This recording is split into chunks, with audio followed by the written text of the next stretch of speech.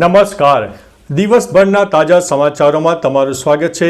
તમારી સાથે હું છું પિનલગીરી ગોસ્વામી. સમાચારો વિસ્તારથી જાણીએ એ પહેલા મહત્વના સમાચારો ઉપર એક નજર. નમસ્કાર મિત્રો, દેશ અને દુનિયાના સુપરફાસ્ટ સમાચારમાં તમારું સ્વાગત છે. સૌથી મોટા સમાચાર સામે આવી રહ્યા છે ચોમાસાના. ચોમાસું બિહાર પહોંચ્યું, વીજળી પડવાથી 5 લોકોના થયા છે મોત. યુપીમાં પણ વાવાઝોડાને કારણે પેટ્રોલ પંપની છત ધરાશાયી થઈ ગઈ હોવાના સમાચાર મળી રહ્યા છે. 4 લોકોના મોત થયા છે અને 22 રાજ્યોમાં હવે વરસાદનું એલર્ટ આપી દેવામાં આવ્યું છે.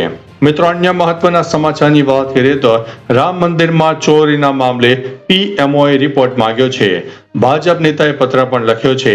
અખિલેશે કહ્યું કે દાન સાથે ચેડા કરનારાઓની પાછળ કોણ છે તે શોધી કાઢો.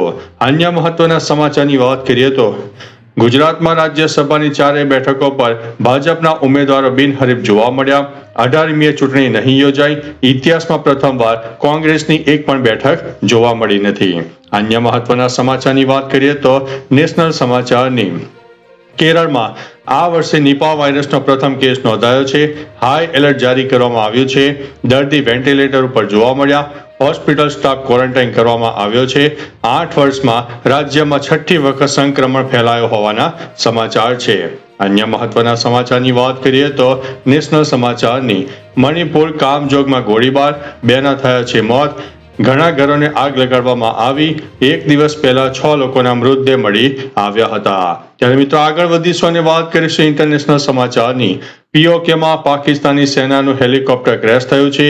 21 સુરક્ષા કર્મીઓના મોત થયા હોવાના સમાચાર છે. દાવો કરવામાં આવ્યો છે કે પ્રદર્શન રોકવા માટે જઈ રહ્યા હતા સૈનિકો. અન્ય મહત્વના સમાચારની વાત કરીએ તો દરરોજ 2 કલાક ગુજરાત પોલીસ જનતાની ફરિયાદ સાંભળશે. પીઆઈથી લઈને સીપીને હાજર રહેવા માટે ડીજીપી મલિકનો આદેશ. સામાન્ય અરજીનો 15 દિવસમાં નિકાલ ફરજિયાત રહેશે. અન્ય મહત્વના સમાચારની વાત કરીએ તો 24 મિનિટમાં 7.50 લાખના હીરા ચોરી કરીને ફરાર થઈ ગયા. સીસીટીવીમાં કેદમાં આવી ગયા છે. કારખાનામાંથી 80 કેરેટ રફ અને તૈયાર હીરા સાથે એમપીનો રીઢો ગુનેગાર જાડિયાને પોલીસે દબોચી નાખ્યો છે. 8 ગુનાના ભેદ ઉકેલી દેવામાં આવ્યા છે. અન્ય મહત્વના સમાચારની વાત કરીએ તો ગુજરાતમાં અસહ્ય ઉકળાટ. ચોમાસું 7 દિવસથી એક જ જગ્યાએ અટકી ગયું છે. આજે દક્ષિણ ગુજરાતમાં વરસાદની સંભાવના છે, ત્યારે 22 રાજ્યમાં એલર્ટ આપવામાં આવ્યું છે. યુપીમાં વાવાઝોડું આવ્યું હતું, જેમાં 3 લોકોના થયા છે મોત. અન્ય મહત્વના સમાચારની વાત કરીએ તો તૈયારી તો ફૂલ કરી, વાગે તો તીર નીતર હરી. ધોરણ 10 અને 12 બોર્ડની પરીક્ષાનો પ્રારંભ થઈ ગયો છે. પાસ થવા અને પરિણામ સુધારવાનો આત્મવિશ્વાસ જોવા મળ્યો. 1.95 લાખ વિદ્યાર્થીઓની પરીક્ષાનું આયોજન છે. અન્ય મહત્વના સમાચારની વાત કરીએ તો પ્લેન ક્રેશ, મૃતકોને ભાવભીની શ્રદ્ધાંજલિનું આયોજન હતું. આજે અમદાવાદ પ્લેન ક્રેશ દુર્ઘટનાની પ્રથમ વર્ષી છે. આ દિવસે આકાશી આફતે 260 પરિવારોના માળાઓને વેરવિખેર કરી નાખ્યો. પ્લેન ક્રેશની આ ભયાનક દુર્ઘટનામાં જેમણે પણ પોતાના સ્વજનો ગુમાવ્યા છે, તેમના હૃદયમાં આજે ગમગીની અને ચીસો ગુંજી રહી છે.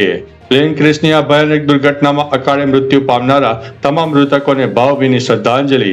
ઈશ્વર તેમની દિવ્ય આત્માને શાંતિ આપે તેવી પ્રભુને અરજ. અન્ય મહત્વના સમાચારની વાત કરીએ તો હેડલાઇન્સ ઉપર નજર નાખીએ. નોઈડાના સેક્ટર 50માં એક સોસાયટીના 4થા માળે આગ લાગી. મીનાક્ષી નટરાજનની અરજી પર સુપ્રીમ કોર્ટે આજે સુનાવણી કરશે. આઈઆરસીટીસીની નવી વેબસાઇટ 15 જુલાઈ સુધીમાં લોન્ચ થશે. ટ્રમ્પે ઈરાન સાથે શાંતિ કરાર ફાઇનલ હોવાનો દાવો કર્યો. આઈસીસી મહિલા T20 વર્લ્ડ કપ 2026 આજથી શરૂ થશે. અન્ય મહત્વના સમાચારની વાત કરીએ તો સ્વરોજગાર લક્ષી લોન યોજના. ગુજરાતમાં યુવાનો અને મહિલાઓને આત્મનિર્ભર બનાવવા માટે સ્વરોજગાર લક્ષી લોન યોજના અમલમાં આવી છે. આ યોજના હેઠળ નાના વ્યવસાય શરૂ કરવા ઈચ્છુક ઉમેદવારોને આર્થિક સહાય આપવામાં આવે છે. વિવિધ પ્રકારના 40 પ્રકારના સ્વરોજગાર અને નાના ઉદ્યોગો માટે મહત્તમ 10 લાખ સુધીની લોન મેળવવાની સુવિધા ઉપલબ્ધ છે. આ યોજનાનો મુખ્ય હેતુ રોજગારીનું સર્જન, સ્વરોજગારને પ્રોત્સાહન અને આર્થિક રીતે સશક્ત સમાજનું નિર્માણ કરવાનો છે. અન્ય મહત્વના સમાચારની વાત કરીએ તો રાજ્ય સરકારનો મોટો નિર્ણય. મુખ્યમંત્રી ભૂપેન્દ્રભાઈ પટેલે ખેડૂતોની સિંચાઈ જરૂરિયાતને ધ્યાનમાં રાખીને મહત્વનો નિર્ણય લીધો છે. આજથી નર્મદાના મુખ્ય નહેરોમાં 15,000 ક્યુસેક પાણી છોડવાની શરૂઆત કરવામાં આવી છે. નિર્ધારિત સમય કરતા વહેલા પાણી છોડવાથી ઉનાળુ પાકો સુકાતા રોકાશે અને હજારો ખેડૂતોને મોટી રાહત મળશે. સરદાર સરોવર ડેમમાં પાણીની આવક સતત ચાલુ છે. હાલની સ્થિતિની વાત કરીએ તો સરદાર સરોવર નર્મદા ડેમની સપાટી 127.64 મીટર ઉપર પહોંચી છે. અન્ય મહત્વના સમાચારની વાત કરીએ તો છત્રી શોધી લેજો, આ દિવસથી રાજ્યમાં ધબધબાટી બોલાવશે વરસાદ. હવામાન નિષ્ણાત અંબાલાલ પટેલના જણાવ્યા અનુસાર 15 જૂન સુધી ગુજરાતના કેટલાક વિસ્તારોમાં ભારે પવન અને વાવાઝોડા જેવી પરિસ્થિતિનું સર્જન થઈ શકે છે. 16 જૂન સુધીમાં મૃગશીર્ષ નક્ષત્રનો વરસાદ સક્રિય બનવાની શક્યતા છે. ખાસ કરીને દક્ષિણ ગુજરાત અને દક્ષિણ સૌરાષ્ટ્રમાં સારા વરસાદની આગાહી કરવામાં આવી છે. તેમણે જણાવ્યું છે કે ઉત્તર ભારતમાં સક્રિય વેસ્ટર્ન ડિસ્ટર્બન્સના કારણે ચોમાસાની ગતિ શરૂઆતમાં ધીમી રહેશે. અન્ય મહત્વના સમાચારની વાત કરીએ તો હિન્દુસ્તાનની સૌથી ઊંચા ભાવની કેરી. પોરબંદરમાં સુદામા ફ્રૂટ કંપનીમાં એક અનોખી ફ્રૂટ હરાજી યોજાય છે, જેમાં દુનિયાની સૌથી મોંઘી મિયાઝાકી જાતની કેરીનો એક નંગ રેકોર્ડ 1700 રૂપિયામાં વેચાયો હતો. આ જાપાનીઝ કેરીનું વજન 250 ગ્રામથી લઈને 280 ગ્રામ હતું. આ જ હરાજીમાં લોકપ્રિય નૂરજહાં કેરીનો એક નંગનો ભાવ 350માં વેચાયો, જેનું વજન 400 થી 450 ગ્રામ હતું. સંચાલક કેવલ દાસાણીએ આને ભારતીય ઓર્ગેનિક ખેતીની મોટી સિદ્ધિ ગણાવી છે. અન્ય મહત્વના સમાચારની વાત કરીએ તો ગુજરાતમાં કોરોના આવ્યો. ગાંધીનગરમાં લાંબા સમય બાદ કોરોનાનો નવો કેસ આવતા ફળફળાટ વ્યાપી ગયો છે.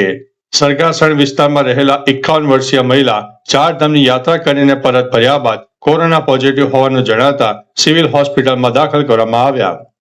શરદી, ઉધરસ અને તાવના લક્ષણો બાદ તેમનો રિપોર્ટ પોઝિટિવ આવતા સ્થાનિક આરોગ્ય તંત્ર એલર્ટ મોડ ઉપર આવી ગયું છે અને જરૂરી સાવચેતીના પગલાં પણ શરૂ કરી દેવામાં આવ્યા છે. અન્ય મહત્વના સમાચારની વાત કરીએ તો રામ મંદિરમાંથી 7 કરોડ રૂપિયાની ચોરી. અયોધ્યા રામ મંદિરમાં 7 કરોડ રૂપિયાના ચઢાવવાની ચોરીના આક્ષેપોથી વિવાદ વકર્યો છે. પૂર્વ હિસાબ પ્રભારી મહિપાલસિંહે દાવો કર્યો છે કે તેમણે ચોરી પકડીને મહામંત્રી ચંપતરાયને ફરિયાદ કરી તો તેમને પદ પરથી હટાવી દેવાયા અને 8 મહિનાના સીસીટીવી ફૂટેજ ડિલીટ કરી દેવામાં આવ્યા. આ મામલે શંકરાચાર્ય સ્વામી અવિમુક્તેશ્વરાનંદે પણ આકરા પ્રહારો કર્યા છે, જ્યારે ભાજપ નેતા વિનય કટિયારે તપાસની માંગ કરી છે. તો ચાલો મિત્રો, ફરીથી દેશ અને દુનિયાના સુપરફાસ્ટ સમાચાર લઈને મળતા રહીશો. ત્યાં સુધી અમને રજા આપશો. નમસ્તે.